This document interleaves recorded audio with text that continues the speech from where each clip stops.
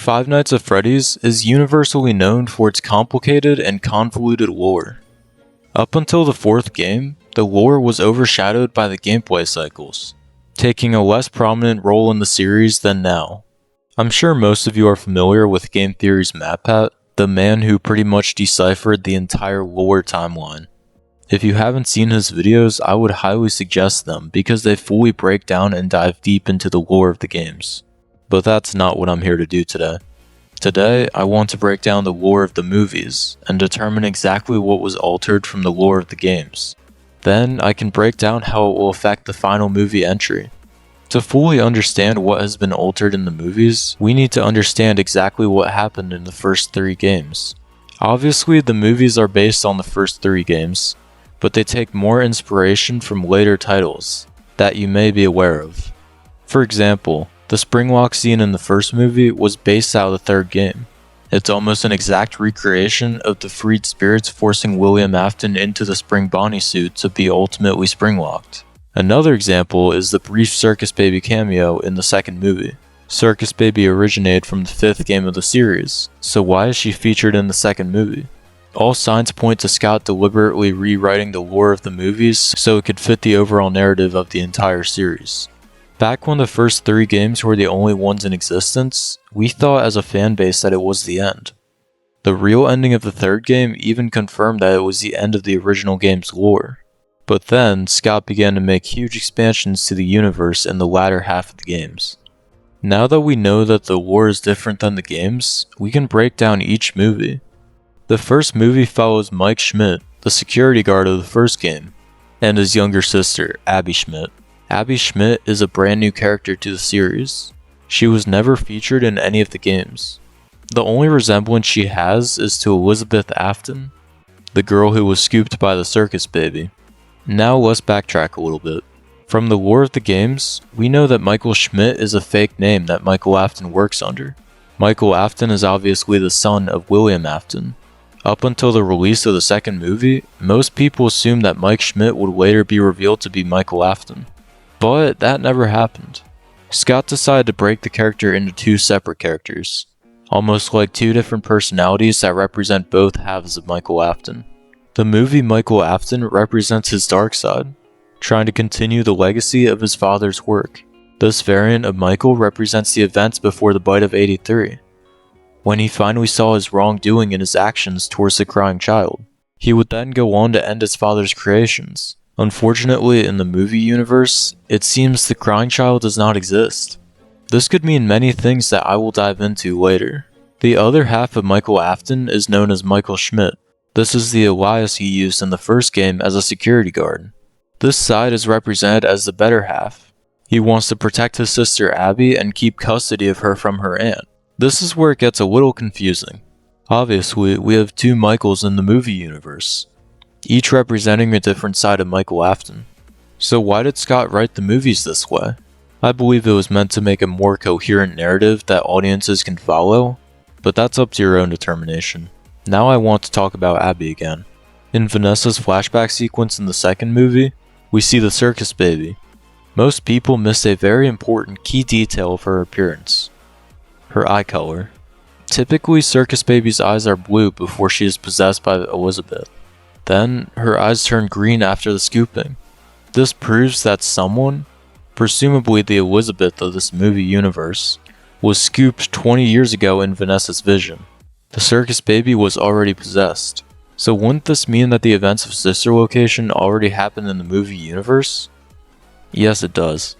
And I think I can prove it. In Sister Location, we see Michael Afton get scooped and replaced by the Ennard. This results in Michael's body being controlled by the animatronic spirits and ultimately decaying until he's nothing left except a rotting corpse full of Remnant.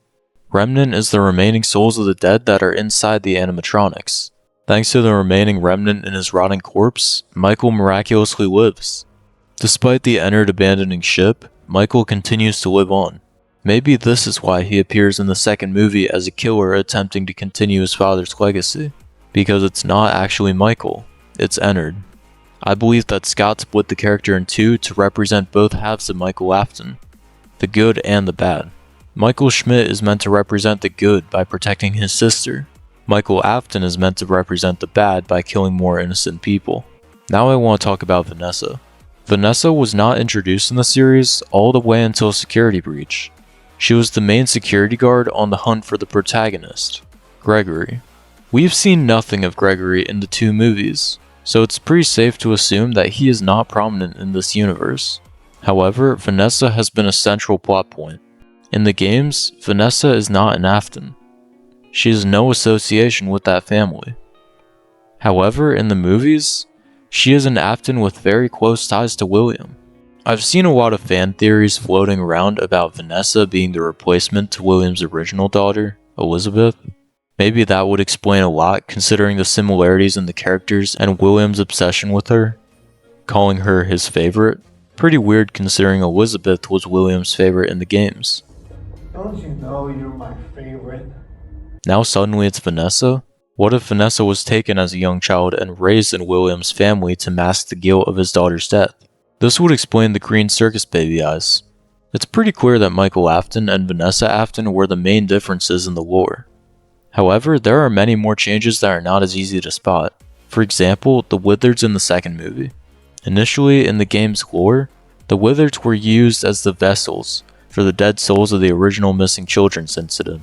They were retired from the original location thanks to the inclusion of the toys. Later in the timeline, they were refurbished into the primary lineup we know from the first game. However, the movies take a very different direction.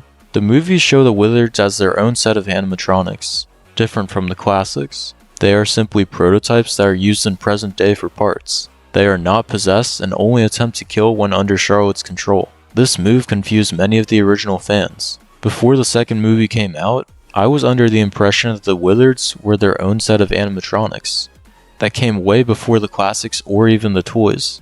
They were featured in Fredbear's Family Diner as the spring animatronics. Clearly they took a very different route in the movies. One more change I'd like to reference is the puppet possessing random people and controlling their bodies. Charlotte has never done this. Her entire role was to protect the children from William Afton.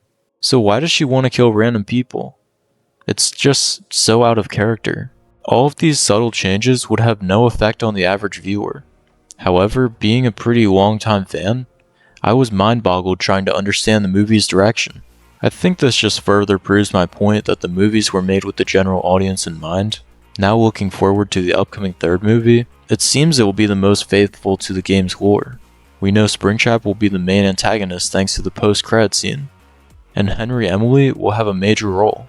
I believe that the third movie will end with references to the ending of the 6th game. Let me explain. In the 6th game, Henry Emily lures all the animatronics to the pizzeria to burn everything down in one foul swoop. With the third movie taking place in Fazbear's Fright, and Henry Emily taking a lead role, I think Henry Emily will try to lure all of the souls from the missing children's incident, including Charlotte, to Fazbear's Fright. He will then burn it all down with William and all of the remaining souls inside. This would be a reference to the ending of the 6th game, slightly rewritten so it can fit the movie narrative. I think this would be a great way to end the trilogy. What do you guys think?